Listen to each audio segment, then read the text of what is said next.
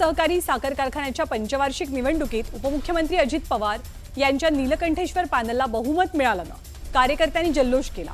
अजित पवार, अजितदादा एकच वादा अशी घोषणाबाजी करण्यात आली।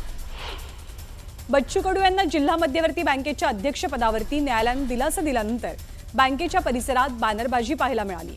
कार्यकर्त्यांकडून हे बॅनर झळकवण्यात आले। आपण नाराज आहोत ही बातमी चुकीची आहे। अजित पवार आणि आपल्यामध्ये चांगला संवाद आहे, त्यामुळे राष्ट्रवादी पक्षात आपण नाराज नाही असं स्पष्टीकरण माजी आमदार अतुल बेनके यांनी दिले आहे। कोल्हापूर डीपीडीसीच्या बैठकीला नेत्यांच्या मुलांनी सुद्धा हजेरी लावली। खासदार धनंजय महाडिक यांचा मुलगा कृष्णराज आणि माजी खासदार संजय मंडलिक यांचा मुलगा वीरेंद्र यांची या बैठकीला उपस्थिती होती। बैठकीचा प्रोटोकॉल नेत्यांच्या मुलांनी तोडल्याची चर्चा रंगतेय।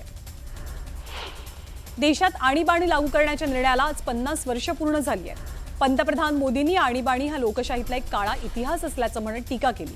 यावेळी मोदींनी आणीबाणी दरम्यान आलेले अनुभव सुद्धा शेअर केले। आणीबाणीच्या मुद्द्यावरनं मुख्यमंत्र्यांनी काँग्रेसवर टीका केली आहे। एका घराण्याचा अहंकार शमवण्यासाठी आणीबाणीच्या काळात संविधानाच्या चिंधड्या उडवल्या गेल्या। आणीबाणीच्या काळामध्ये विरोधी नेत्यांनी आवाज उठवला नसता तर देशात हुकुमशाही प्रस्थापित झाली असती अशी टीकाही त्यांनी केली। आषाढी एकादशी निमित्त नांदेड विभागातनं 250 एसटी बसेस सोडण्यात येणार आहेत। 2 जुलै ते 15 जुलैपर्यंत भाविकांच्या सेवेसाठी हा निर्णय घेण्यात आलाय।